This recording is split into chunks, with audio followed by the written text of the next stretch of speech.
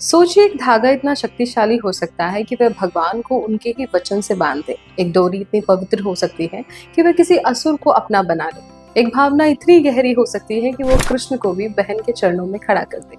और यही है रक्षाबंधन।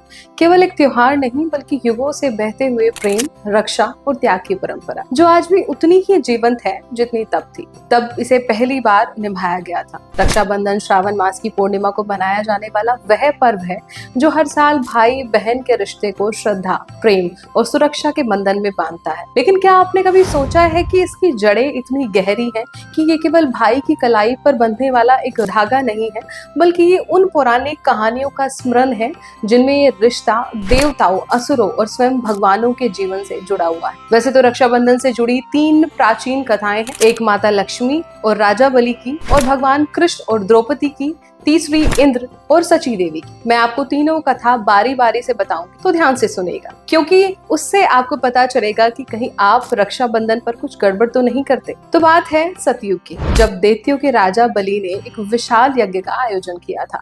राजा बलि बेहद दानवीर था, लिहाजा उसकी परीक्षा लेने के लिए यज्ञ की समाप्ति पर स्वयं नारायण एक बोने ब्राह्मण का वेश धरकर बलि के पास पहुंचे और बलि से 3 पग की जमीन दान में देने की प्रार्थना की। अपनी दानवीरता को लेकर अहंकार में रहने वाले राजा बलि इसके लिए सहर्ष तैयार हो गए। तब नारायण ने एक पग में समूचा आकाश और दूसरे पग में समूची धरती नाप दी। राजा बलि को एहसास हो गया कि वामन के रूप में स्वयं नारायण उनकी परीक्षा लेने आए, इसलिए उन्होंने तीसरे कदम के लिए अपना सर समर्पित कर दिया। भगवान विष्णु राजा बलि की इस दानवीरता से बेहद प्रसन्न हुए, तो उन्हें पाताल लोक का साम्राज्य दे दिया और साथ ही वरदान मांगने को कहा। तब राजा बलि ने भगवान विष्णु से कहा कि पाताल लोक में आप स्वयं द्वारपाल बनकर हमारे साथ रहें। भक्त वत्सल भगवान अपने वचन से कहां डिगने वाले थे, लिहाजा वो बलि के साथ पाताल में द्वारपाल बनकर रहने लगे। उधर भगवान विष्णु जब बहुत दिनों तक वैकुंठ नहीं लौटे, तो माता लक्ष्मी उनकी खोज खबर लेते पाताल पहुंची, जहां भगवान द्वारपाल बने खड़े थे। सारी कथा समझने के बाद माँ लक्ष्मी एक गरीब ब्राह्मणी का रूप धरकर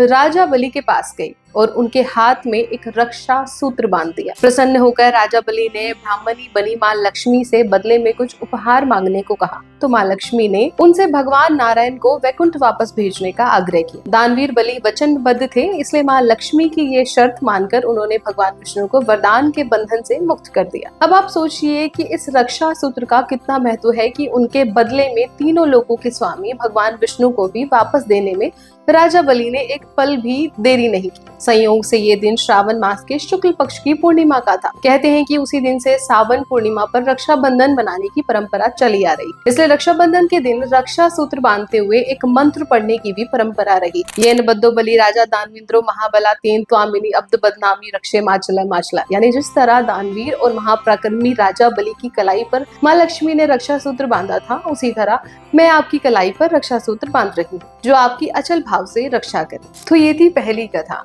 लेकिन अगर आप दूसरी और तीसरी, जो कि बहुत प्रचलित कथाएं हैं, अगर उन्हें सुनने में भी आप दिलचस्पी रखते हैं, आपको हमारा भावार्पण का सेकंड पार्ट यानी कि रक्षाबंधन डिकोड सीरीज पार्ट 2 को देखना होगा, जो कि जल्द रिलीज होने वाला है।